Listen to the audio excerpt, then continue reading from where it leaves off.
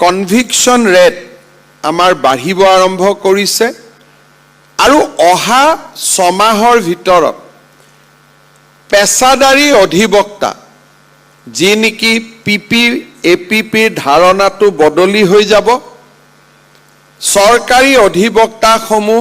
আমি নিযুক্তি কৰিম বদলি কৰিম ডাইৰেক্টৰ অফ প্ৰসিকিউশ্যন আহিব 6 মাহৰ ভিতৰত অসমত ক্ৰিমিনেল জাষ্টিস সিস্টেম ই এটা আৰু পৰিৱৰ্তন হোৱাৰ পথত আগবাঢ়িছে প্ৰতি 6 মাহত আমি অনুষ্ঠিত কৰা আৰক্ষী অধীক্ষকসমূহৰ সন্মিলনত